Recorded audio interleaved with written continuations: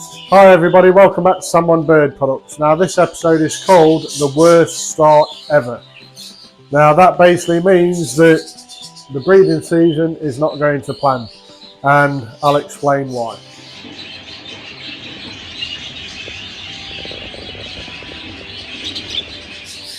So every breeding season since we've been in this bird room, I've paired up in September.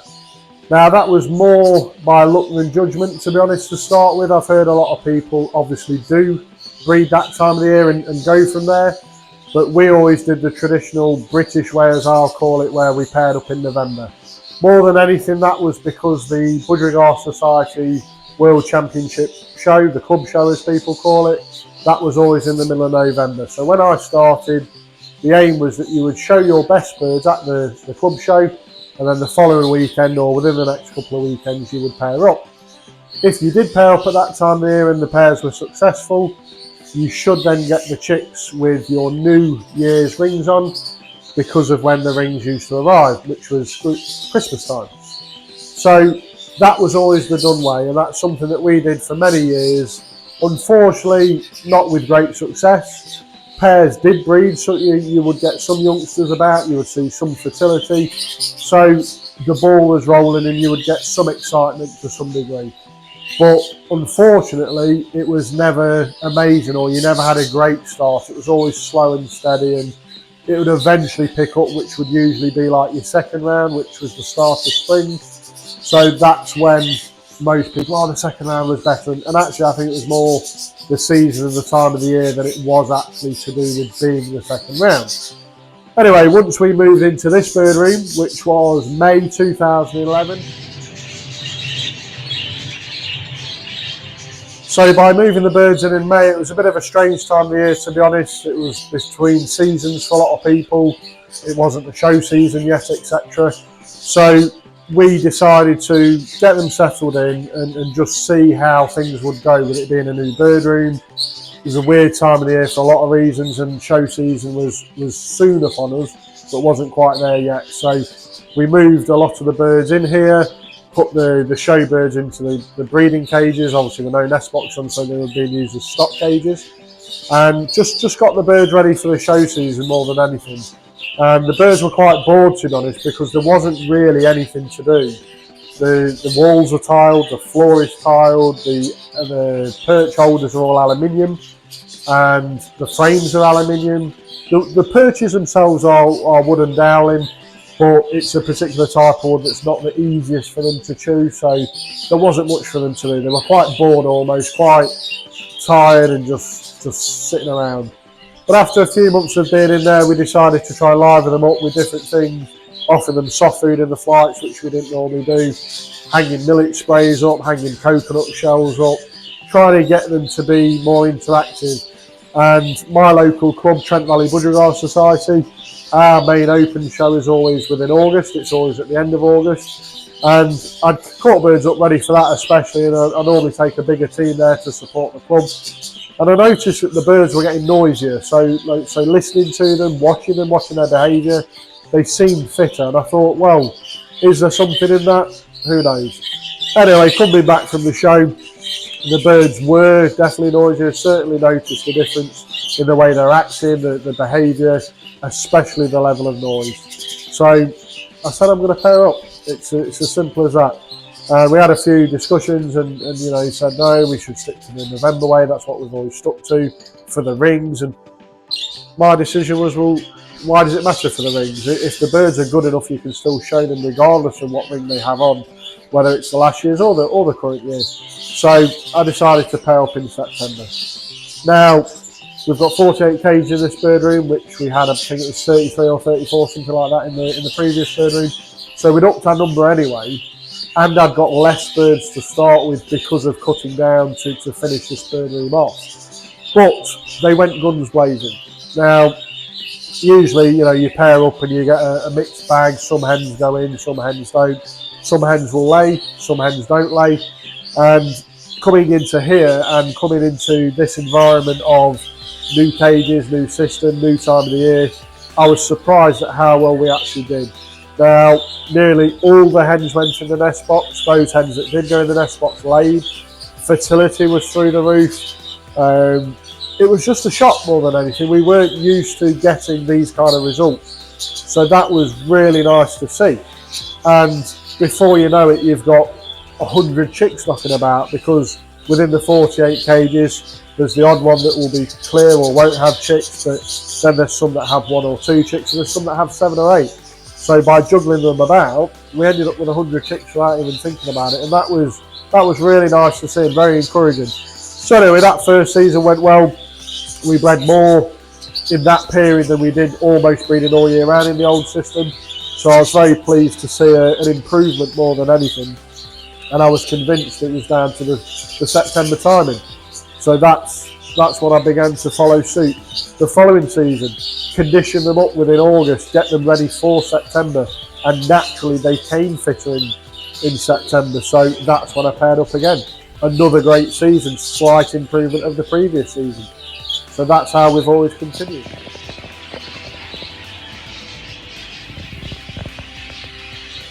So pairing up the September way is more known within the budgie world as like the European way, because the European clubs and shows run differently to ours.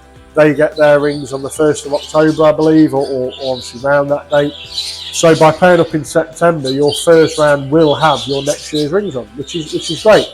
And then also for your show season, you've got more birds theoretically at the shows because you've started early, ready for that new season. So I quite like the idea personally, and I continue to push on that way, and it was very successful. So coming to now this year being the worst start ever, basically that's more than anything because of pairing up later, not seeing the fertility that we normally get, not seeing the activity. A lot of the cockbirds are just sat around bored. There's a cockbird in the cage next to me here. He's on the feed tray, eating a bit of food. The hen's on the perch. He's not chasing, he's not bothered. And I do believe some of that is I missed the boat. So this year has been a little bit different to every other year. We've had the new DTV cages, installed them this year. And that's something that we wanted to do for a while now. So that's been a upgrade, an improvement within the building.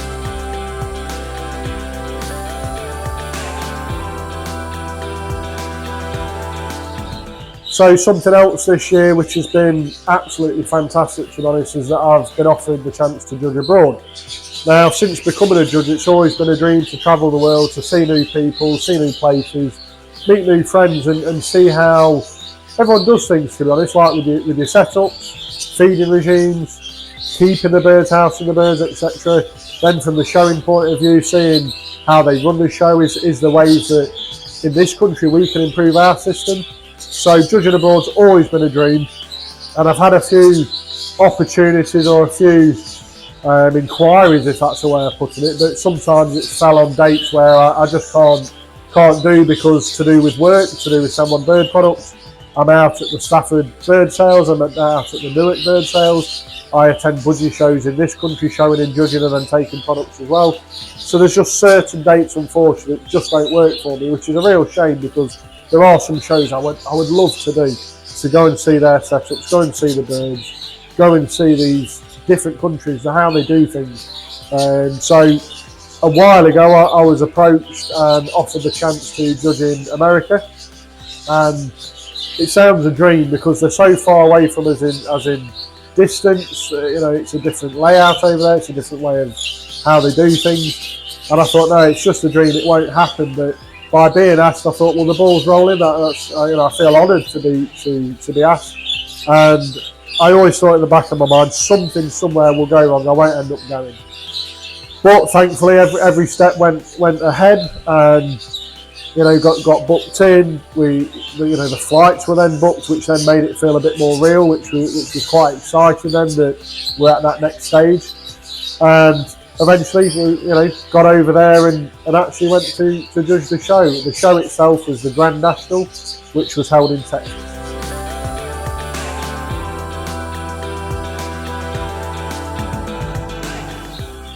Getting the chance to judge in America, to be honest, is fantastic. It was mind blowing, really, thinking that I'm going to go all that way to judge a budgie show.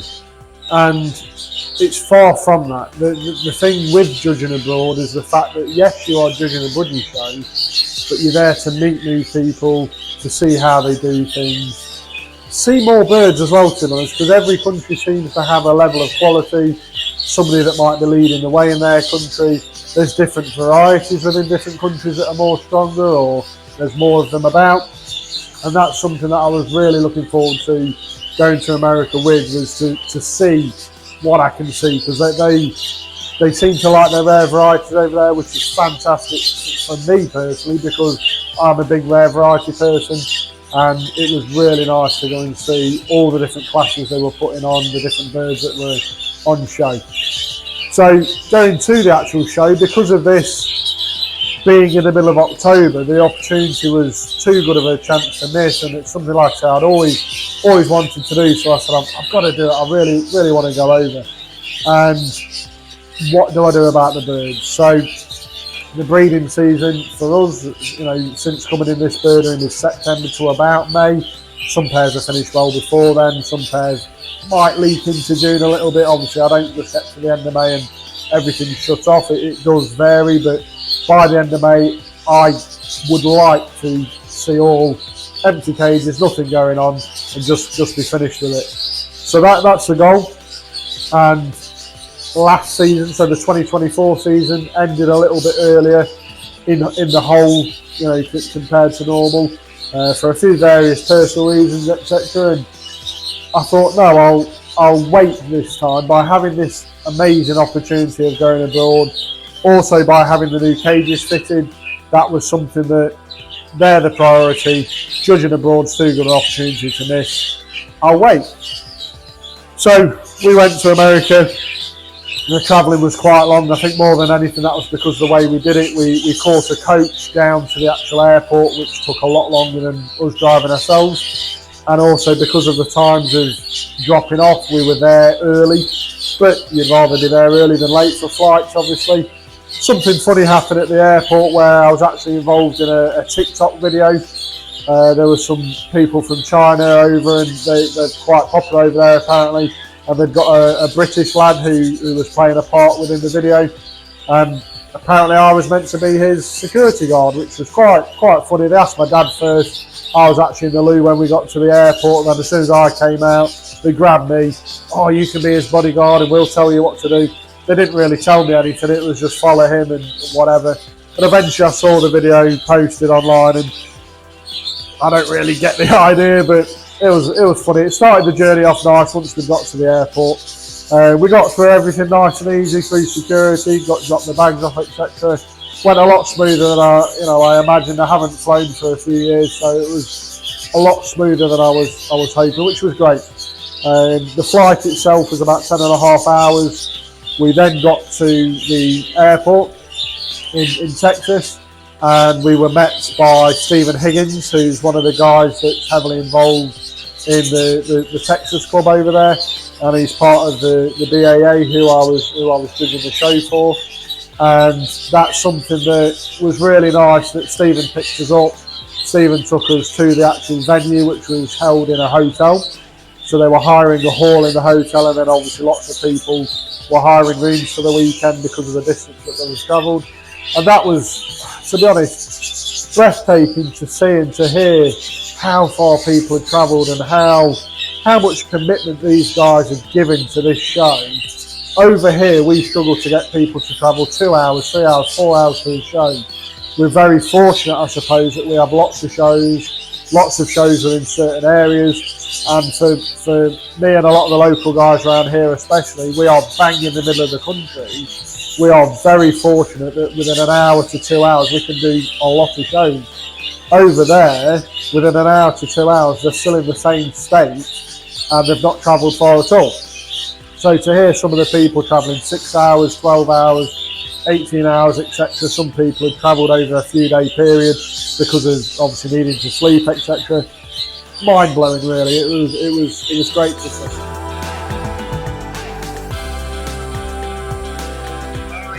I won't tell you.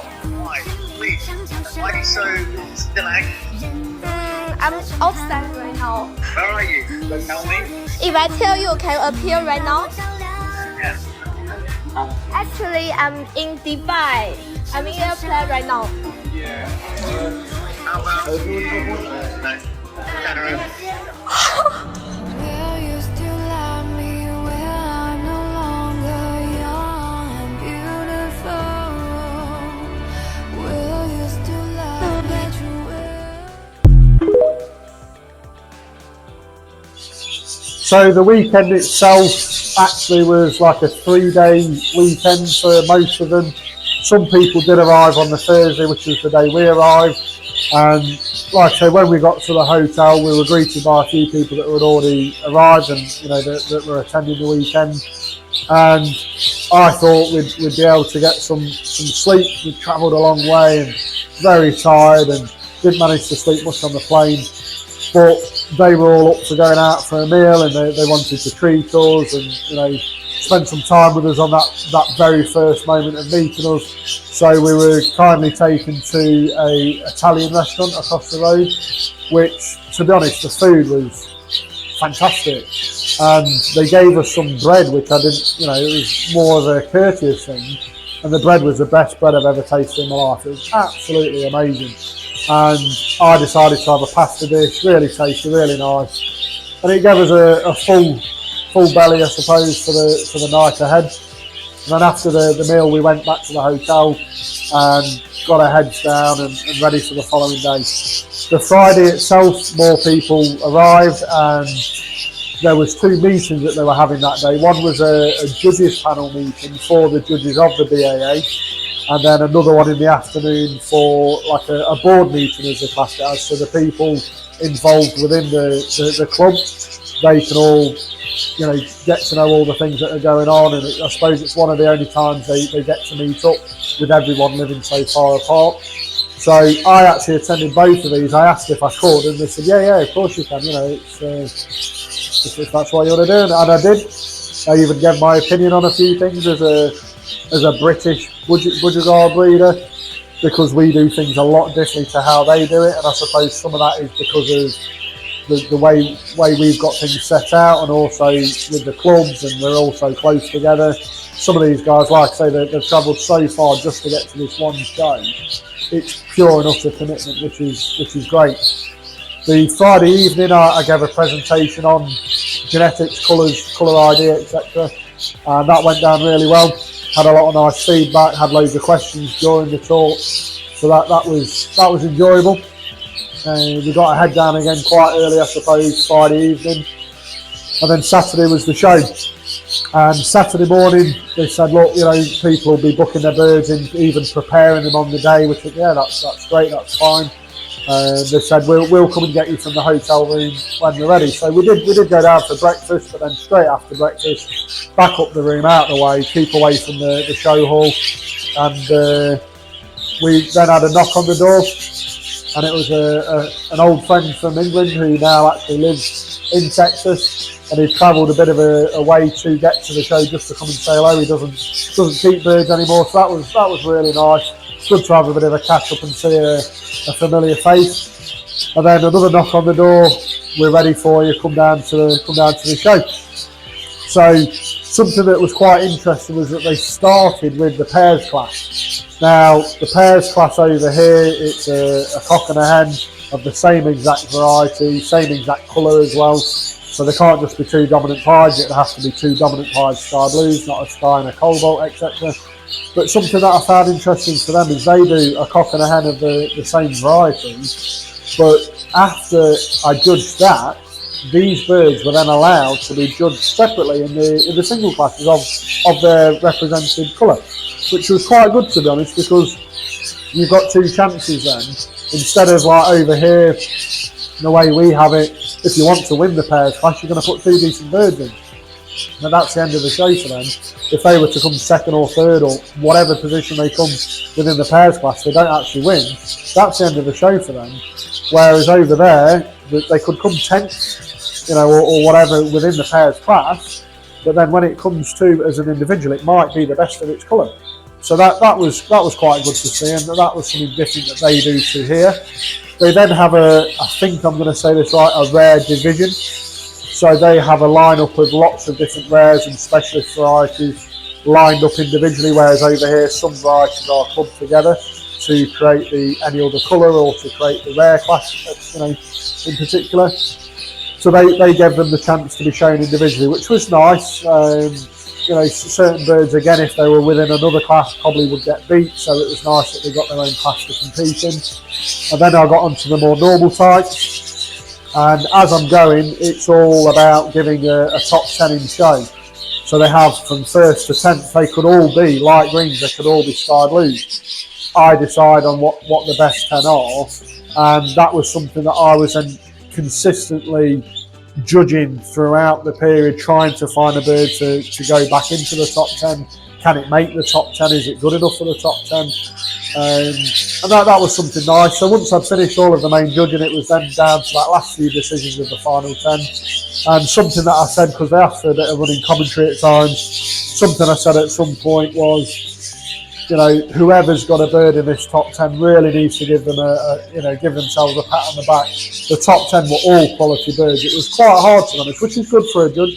It was quite hard to make some decisions because some of them were either so similar or they were so outstanding in certain areas of the bird, whether it's the width, whether it's the blow, whether it's the big masking spot. The top 10 were fantastic. And a few of them were laughing, and I presumed I knew what was coming, but then I also said whoever's got a bird in the top 6, the top 6 could have been whichever way round. First could have been 6th, 6th could have been 2nd, 2nd could have been 5th. All of those birds were really good. They would have really competed over here, and I think in the British birds at the minute, in Great Britain at the minute, especially the some of the big studs in England, we've got some of the best birds in the world. I think there are some great birds everywhere over the world. I know that, but I do think we've got some really good birds here. So for those top 10 and especially the top 6 to then be British quality, if that's the way of putting it, they would do a lot of winning over here. That was really good to see. And again, the guys were laughing and joking and whatever. And once I'd finished and I said, right, that's it, that's me done, thank you very much, I was then told that they all belonged to one guy, which, to be fair to him, all credit. The top 10, like I say, absolutely stunning birds.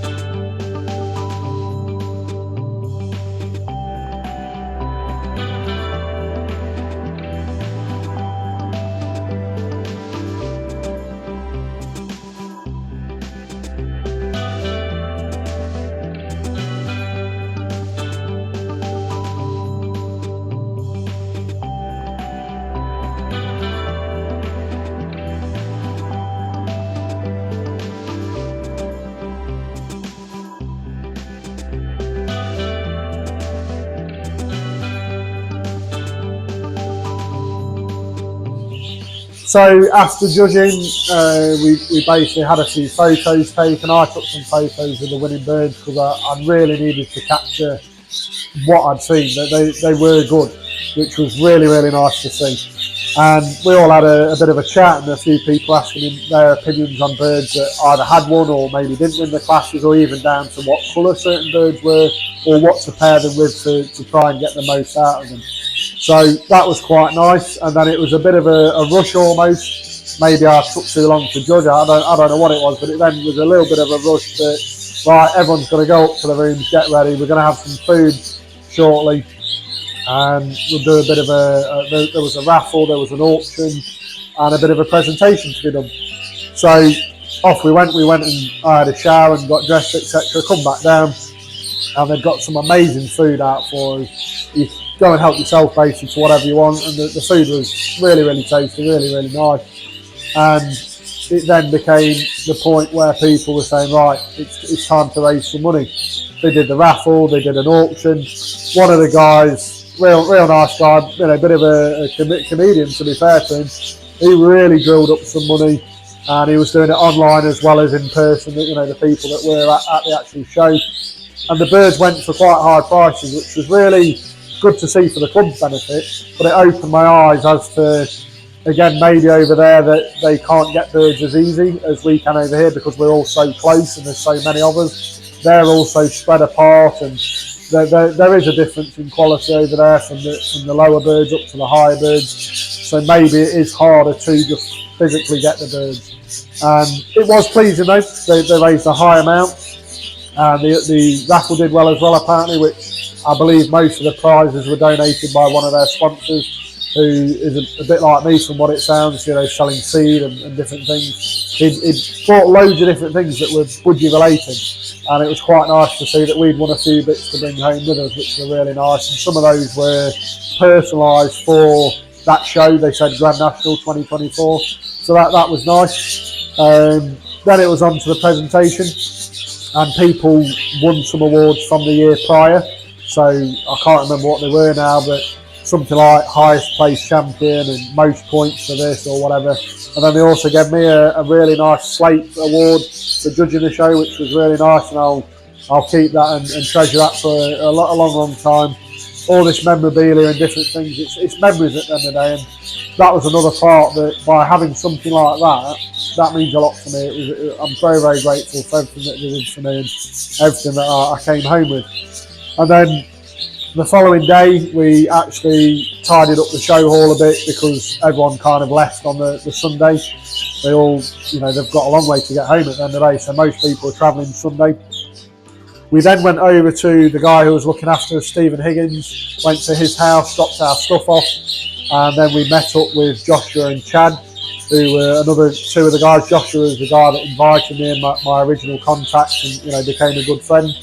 We met up with those, and we actually went to the Texas State Fair, which I wasn't too sure what that would be or what exactly we'd get to see and do, etc. But it was really good. The weather was amazing. So compared to our rubbish weather here, the weather was really, really hot, really, really nice. There was loads of food, loads of drink, loads of things to do, loads of different things you can have a go on. And something that was really good to see and really good to witness was a rodeo, which was actually put on at the state fair. So that was really good to see. I'm glad we got to do that. And then once we'd finished at the state fair, we went out for a meal that night, and then eventually obviously got back to Stephen's. And then on the Monday, Stephen was actually busy, I believe, in the morning, or he'd got a booking of some degree. So we went out with Joshua and Chad, went to see their birds. They've got a lovely new home, nice big bird room, nice big flights, which was good to see. And they've got some really nice birds. So we saw their studs, saw the birds, saw the new home, and then they took us out for a really nice lunch at a Mexican place.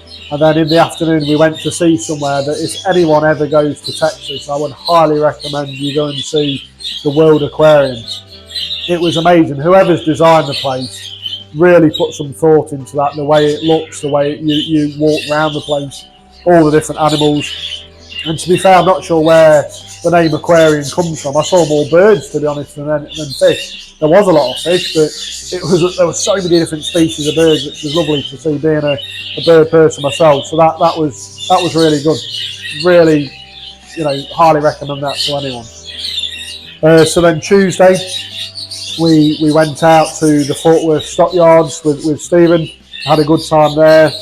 Met up with a few of the breeders again on the evening that lived in Texas. So there was Joshua, Chad and Julie, plus obviously myself, my father and Stephen. And again, we went out for a lovely meal. And then on the Wednesday, that was the day we were travelling back. So Wednesday, we decided that we wouldn't go anywhere because of time, and also I wanted to spend some time with Stephen and his birds. So we decided to show him some certain things like trimming the birds, plucking the birds for breeding, and then also go through his birds. Is there any he thinks he needs to move on? And also, is there certain birds that he thinks he should be pairing up? So we spent a lovely morning with Stephen, had a really good time seeing his birds, and then Stephen took us to the airport and we made the journey home. So America was absolutely fantastic, and I'm so glad I've been able to do it. And from a personal point of view, for the last couple of years we've had as a family, with our little girl, America meant a lot for that as well, to be honest, to get away, to have some time for me to enjoy myself, have a bit of fun. And it meant a lot. So it was really good for everything. Obviously, it was such a great time. We had an amazing time, but because of what we've gone through and still going through, it meant even more. It meant so much to be able to enjoy something like that and to not have a bit of worry on my shoulders for a small period of time. So I'll be forever grateful to everyone that looked after us and did everything, to be fair. It was really good. I was so honoured to be invited, so honoured to be there. And then the way everyone looked after us and the time that we had, it was fantastic.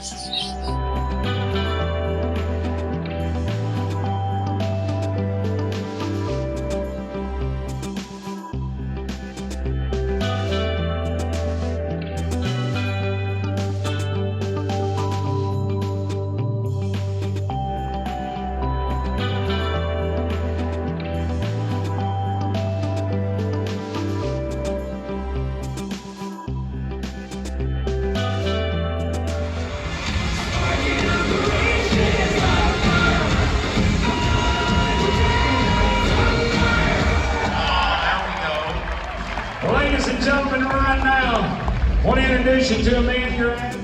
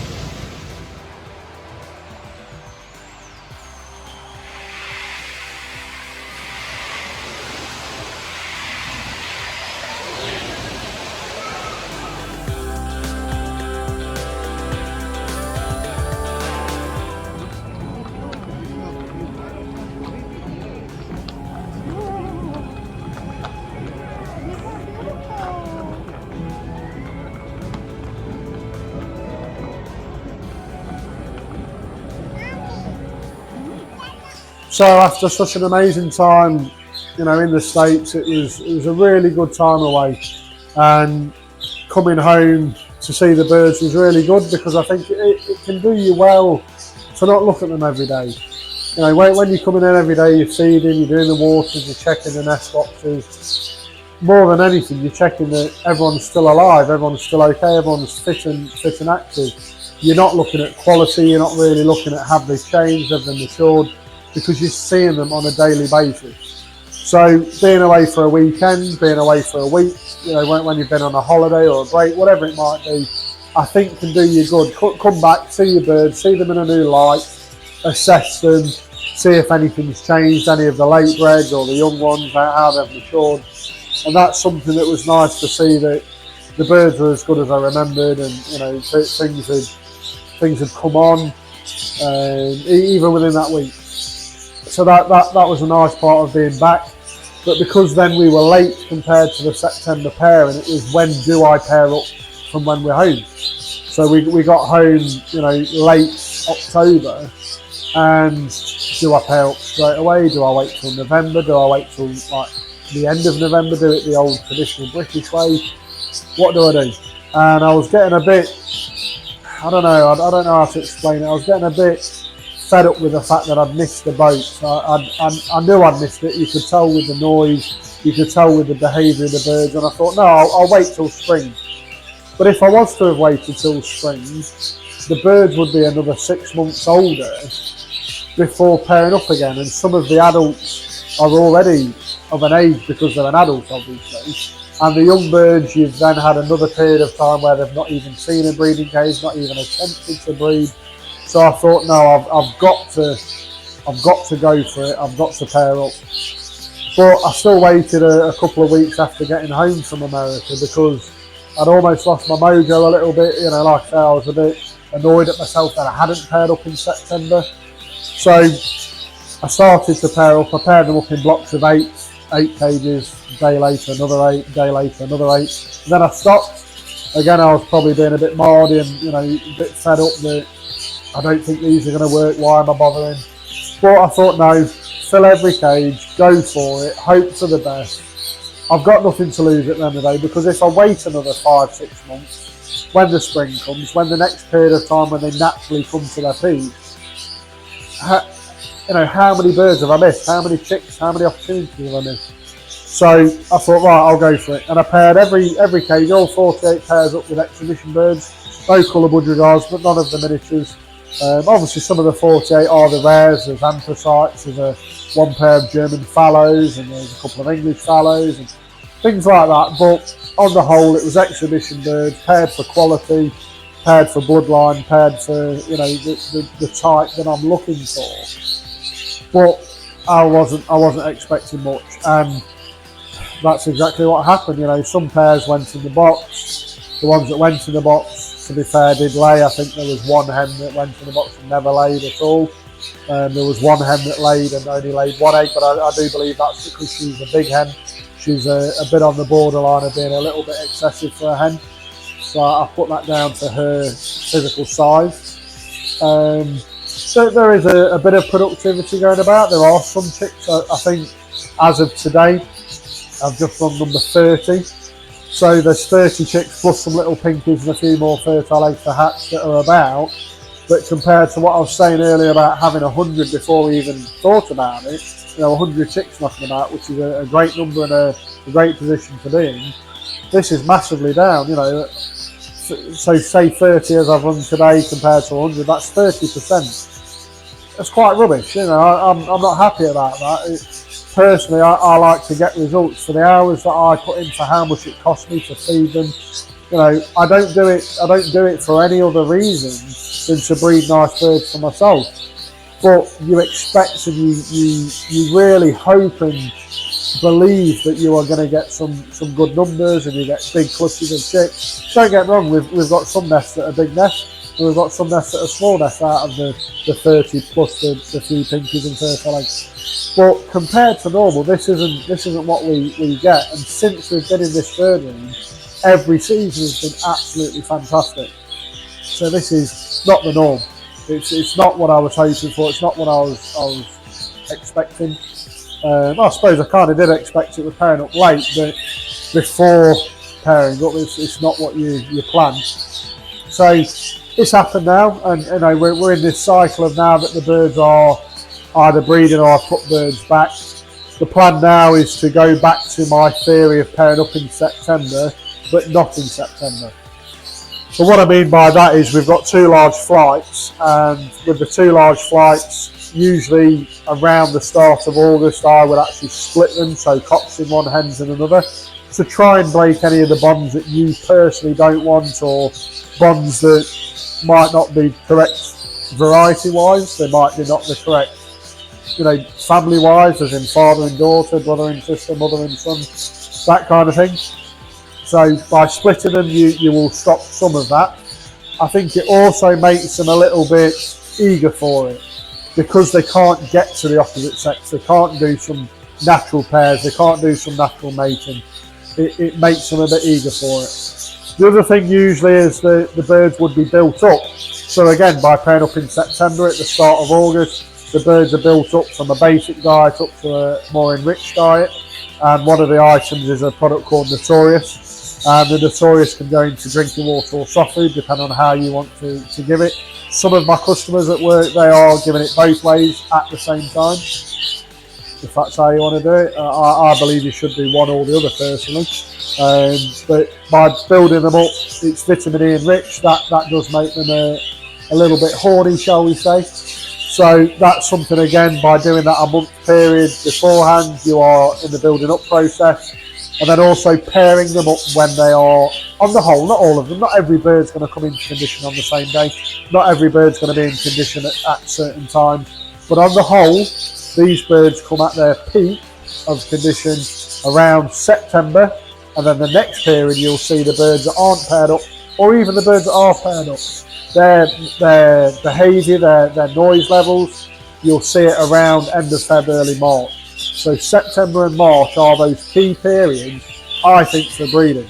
the people that breed in between those times or all year round, you are going to get mixed results. I think with the budgies now and with our conditions in the UK, obviously different for different countries, but for us as the UK breeders, you have got to do September or March if you want the best chance for best success. So me personally, we're now into January, it's 2025. I think I need to step back, birds that aren't breeding, get them into the flight, let them settle, build them up, go again. Let's hit it hard in spring, let's go for it then, and let's hope for a round or two of success, which then should level me back out. Hopefully I'll get a few numbers, I'll get a few key birds off key pairs, and hopefully breed a few certain varieties within that time as well. So that's the plan. I'll do another video later on to hopefully back this up and to show the difference, and it'll be interesting to see how things do go, because personally right now I'm very disappointed, very deflated. Yes, I've had an amazing time in America. Yes, I've had these new cages which are absolutely stunning. They're so easy to clean, so easy to use, and they look great as well, which is nice. So two major things this season, and in one way I'm glad they've both happened in one go instead of doing the breeding cages this year and that affects this season and then judge abroad next year and not pair up on time and that affects another season. You know, both have happened in once, which is good. So now is the time to step back, reevaluate things and get the birds built back up ready for this spring, and I'll hit it hard.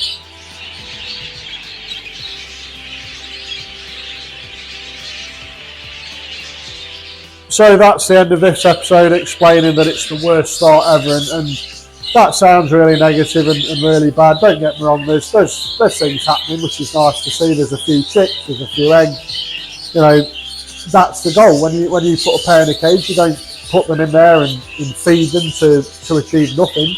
You put them in there to get a nice nest full of chicks. So it's nice when that always comes to fruition and actually happens. But at the moment, a little bit deflated, a little bit disappointed. Not much is going on compared to normal. But compared to a lot of people I've spoken to, we're still actually having a better season and a better start than a lot of people. Some people are having no fertility at all. Some people are getting no chicks at all in the nest. And that's quite upsetting really, because again, this is a hobby. It can be so much fun, and also so much in the respect of it can be so rewarding. You've chose that pair, you've decided to pair them up, colour, quality, natural pairing out the flight, whatever it might be, you've decided to put them in a cage, and then when you see a nest full of chicks, that was down to you. And you're the one that's helped get them to the perch, you're the one that's been feeding them, cleaning them out, checking the nest boxes. You are the result. So that's really nice to get these achievements, get these little goals. Every win's a win at the end of the day. Getting eggs, then seeing them become fertile, then seeing the chicks hatch and be fed, getting them to ringing age, getting a ring on them, so if you want to show them you can do, and then also seeing what colour and what kind of quality they're going to be. That's a real nice, rewarding part of the hobby, and that's something that I think has set me back a bit at the moment, that there's little reward. But again, like I say, it's different to a lot of people. Some people are really struggling. Some of it, when I listen to them again, I think it's when they pair up. A lot of people have always pair up in November, and then they always have a bad start, and then they seem to get back in touch, you know, around springtime and say, oh, the birds are doing better now, I'm really pleased, I've got some chicks about. Well, that's like, again, I personally think you've got to that next stage of fitness. The birds will come into that next peak of fitness. They'll get there in that 6-month cycle in March. So I think early March, if you pair up round springtime, aim for them, I think you'll see better results. So again, that's it. I'm finished for this episode. I am going to get back on track. I've been very busy again with work, very busy with personal life. Obviously just got through Christmas and New Year. We always try and spend a lot of time with family, because throughout the year, every week and every month can go by, and it's another excuse, it's another reason you've not done anything. But at least with Christmas, it's a purpose to go and visit family and see people and spend some precious special time to make memories. So back on track now. There has been a few people get in touch saying that they are certain varieties they'd like me to do videos on, which I'm going to do. You know, I've got certain birds I can video and explain the genetics and how to breed them. So that's something I will be doing. And there are some different breeding techniques that I will go into. And again, at this moment, the birds aren't doing great, but that'll change. You just see. And I can show you how to do things and how to get things back on track. So if you haven't already subscribed to the channel, please do so. It's free to subscribe. And then also, if you've enjoyed the video, put a like on there or put a comment saying what you liked about it or what you'd like me to do next. I'm a breeder just like you at the end of the day. I keep birds for my enjoyment, for my fun, my passion, and we're all learning. We're all trying to gain things, you know, of experience, learn things along the way. You never do stop learning. So if anyone out there thinks they knows it all, you don't know it all. Something will always happen. Something will set you back, like this now of this breeding season. It's a setback. It's how you move forward. It's how you go on from that. And are there things that you can evaluate and check out to see, okay, I'll try this or I'll do this differently next time. So you never stop learning. Please always remember that. And when you go and visit people, when you watch YouTube videos like this, when you go to shows, even the bird sales, you know, listen and learn to as many people as you can. It's a wonderful hobby. There's so many great people in it, and please just enjoy it. That is the main thing. Don't build a massive bird room and have as many cages as we've got or more and think that it's easy, because it's not. It's very time consuming. Please make your hobby enjoyable. Please make it a bit of fun. And that's what it should always be. Fun for you. You're the one that puts the work in. Please enjoy it.